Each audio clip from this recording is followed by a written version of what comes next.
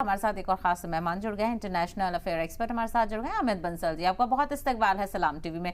अमित बंसल जी, इस हादसे को लेकर आपका पहला रिएक्शन क्या है और किस तरह से आगे के लिए अब चीजें क्या तब्दील होती हुई नजर आएंगी? क्योंकि हादसे में मौत हुई है, चीजें चलती रहनी है, पॉलिसीज चलती रहेंगी, लेकिन कहीं ना कहीं एक बड़ा खला यहाँ पर पैदा हो गया है, उनकी कमी को फरामोश नहीं किया जा सकता।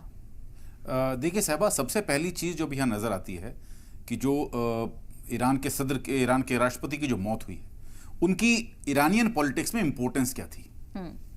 इब्राहिम रईसी आज की डेट में ईरान के सबसे पोटेंट, सबसे पावरफुल पॉलिटिशियन माने जाते थे और ईरान के जो सुप्रीमो हैं अयातोल्ला अली खमनेई, जो कि ऑलरेडी अभी 85 ईयर ओल्ड हैं और काफ़ी समय से ईरान के सुप्रीमो हैं, उनके बाद में अगर उनका कोई सक्सेसर होना था तो सारे हलकों में यही कयास लगाए जा रहे थे कि उनके बाद में ईरान के सुप्रीम लीडर हो ना हो इब्राहिम रईसी ही बनेंगे।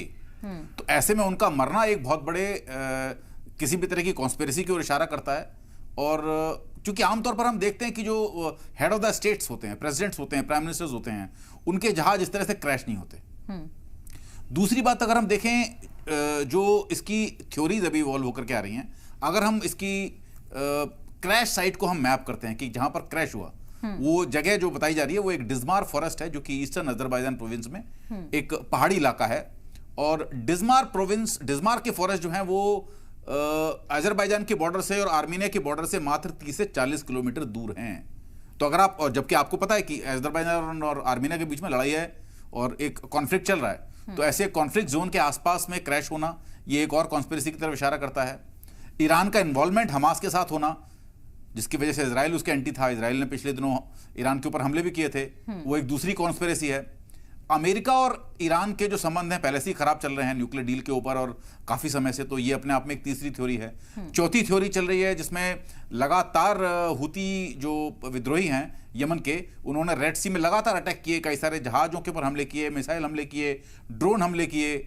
तो कहीं ना कहीं उसमें तो ईरान का हाथ था ही था, क्योंकि डायरेक्टली वो हुतियों को सपोर्ट कर रहे हैं। तो एक कॉन्स्पिरेसी वहां से भी निकल के आती है। अब मल्टीपल कॉन्स्पिरेसी के बीच में जो भी होना हुआ वो तो हुआ। प्रेसिडेंट का हेलीकॉप्टर क्रैश हुआ, कुछ और उनके साथ में जो लोग मौजूद थे वो भी मारे गए। अब क्या हम लगातार देखते आ रहे हैं कि ईरान की जो पॉलिटिक्स है वो बहुत हार्डलाइनर पॉलिटिक्स रही है शुरू से लेकर के, और यही कारण था जिसकी वजह से ईरान एक ग्लोबल प्लेटफॉर्म पे कहीं ना कहीं अलग थलग पड़ा हुआ था। इस हार्डलाइनर पॉलिसी के पीछे दो लोग थे प्राइमरीली, अयातोल्ला अली खमनेई जो कि सुप्रीम लीडर हैं, और इब्राहिम रईसी जो प्रेसिडेंट थे पिछले 3-4 सालों से।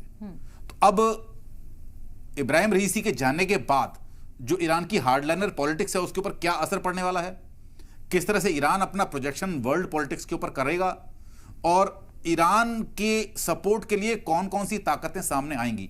चाइना उसको ऑलरेडी सपोर्ट कर रहा है, रशिया उसको ऑलरेडी सपोर्ट कर रहा है, लेकिन इसके अलावा बाकी ताकतें उसके सपोर्ट के लिए आएंगी कि नहीं आएंगी, ये भी एक क्वेश्चन है। ईरान का आउटलुक क्या रहेगा?